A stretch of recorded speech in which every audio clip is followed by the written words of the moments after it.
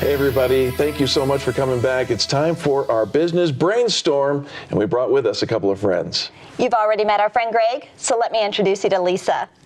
Lisa Haas is the president of Actuate Social. She discovered the power of great networking during her years as a sales executive with various corporations. Her passion is to empower your voice through social media to attract more people to your business. Lisa, welcome. Thank you so much. And Greg, thanks again for being here. Hey, let's talk a little bit about social media because Greg, obviously with your relationship with the Colorado Micro Business Alliance, and Lisa, you train social media for a living. It seems that so many people in small business have jumped on the social media bandwagon and think it's free PR and it's a good thing. What do you think, Greg? Well, I think it makes a lot of sense if that's where your target customers are. Sure. So if they hang out in Facebook, if they hang out in the Twitterverse, that's where you should be as well. But if they don't, it can be easy. I think you could be easily drawn into it because it's so trendy right now, and it is possible, I think, to waste a little bit of time and money on it. What?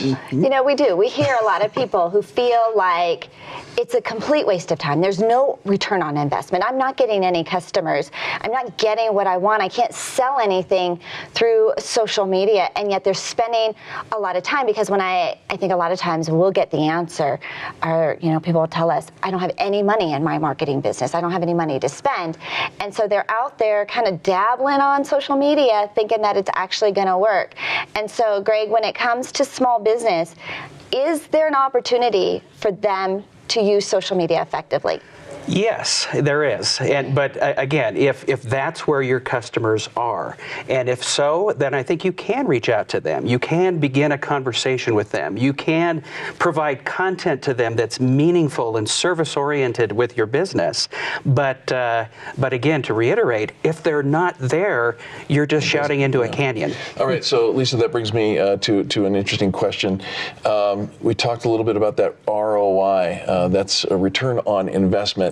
And I'm wondering, is there such a thing as ROI in social media? How do you quantify it? That's an excellent question and one I get often, actually. Yeah. ROI is a little difficult to manage in this particular world. You know, you can track likes and people engaged and reach, and but what does that really mean to your bottom line? Like in a bank account. Exactly. I think it's more important to remember these social media networks are communication tools, not just media networks. So we oftentimes come to them thinking, I'm just going to promote. This is all about me promoting as a business owner. Instead, I try to teach people to think of it more like a telephone. Every time your telephone rings doesn't mean there's an ROI to it. It could be somebody reaching out for customer service, somebody trying to sell you something. It could just be a connection point, which builds a deeper relationship. So the relationship is the key here to build deep ones, and through that, buying decision gets made, and that's where ROI can be found. Gotcha. I like how you talk about it being like the telephone, right? Which is kind of old school. And these days, I think that a lot of times we want to hide behind the computer and actually not reach out and pick up the phone and call people. So let's just pretend, Greg, that my target audience is on social media. Yes. And I'm having a conversation with them.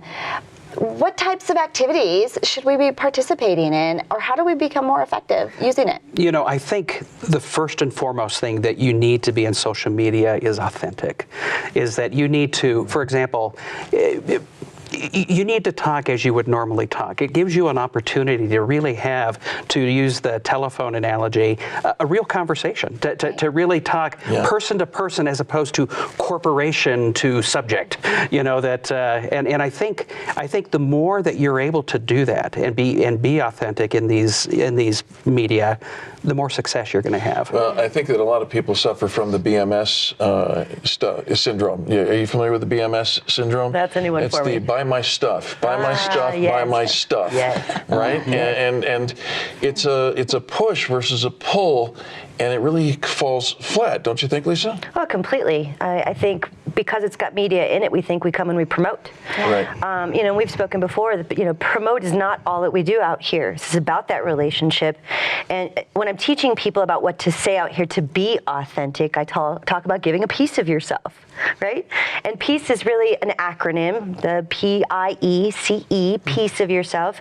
And so not only am I promoting, but I'm also giving insight into my company. Right. I'm educating you on the value and the things that you need to know to be a savvy buyer. Okay. Right? I want to collaborate with you so you're a part of my brand. Sure. And I want to entertain you a little. Likability is the number one reason people purchase from you. I know when I was in sales, I used to run around and to guys who had no teeth kind of thing in Greece, and it was sort of this industrial supply sort of world.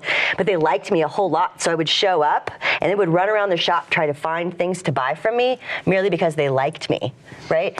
And so it wasn't always necessarily about that product or service. It was the relationship that we had between the two of us. Okay, hold on. So Lisa, you went through that PEACE acronym. Mm-hmm. Can you do that one more time for me, because I got lost in it? Did you? I thought we were still on P, and then I realized you were in E. I'm off okay, so the P is to promote. Okay. But we only want to do that 20% of the time. All right. Otherwise, we're just doing the BMS. Right, yes. The I is give insight into my business All right. or into what's happening in my life, which makes you feel transparency. Okay. The E, educate, so that I really know what's going on in that buying decision, the value, the benefits, the features, and the success stories of others using it.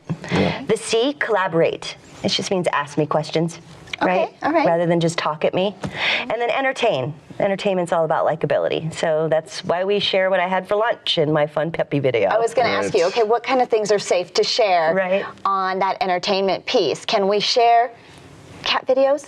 Really it's about your brand. If cats are your brand, then obviously cats would fit into that. If you're a veterinarian. Right? And entertainment can be things like the team photo at a Christmas party. Okay. You guys just had a wonderful celebration, right? So pictures of the celebration of your gala. You can do inspirational photos. Anything that creates an emotion would be considered entertainment. The concept is that it's a pattern interrupt, offside just the business conversation. And forgive me for interrupting, but I'm going to interrupt on the pattern interrupt because you talk about the pattern interrupt. You talk about disrupting complacency, right? And breaking into people, shaking them up a little bit. Yes. No, I think that I was going to add to this, and it goes along with what you're saying, is that I heard there's metrics to back this up, that within the world of social media, there's a certain culture that exists there, and it's a giving culture. It's a culture where you give first, and then if you are going to do any selling, so to speak, you recommend. But the giving, though, the education, the informing that you do has to be compelling as opposed to just spam. Right. And I think the most compelling content that exists out there is that content that interrupts, that challenges preconceived notions, that challenges people to think in different ways, so that you can not only get their attention, but really not just give them the perception of giving something valuable, but give them actually something valuable in what you're doing. Yeah, well, social media is not going away, right? And so is social media good for business, Lisa? Incredibly good for business. Going off the authenticity side of things, the AAAs of social is what we want is access to you. Yep. So if you know that you're going to be accessible, it's a no-brainer to be there. Yep. Right? And then be authentic and make sure you acknowledge your audience. Nice. Awesome. Very, very nice. Folks, thank you so much, both of you, for coming and being a part of our business brainstorm today. We really appreciate you. Thank you for having us. We appreciate Absolutely. Next up, personal trainer Andre Johnson gets us in shape and helps you keep your energy high during the long days of running a business. Would you like to be an expert guest on Experience Pros with Angel and Eric?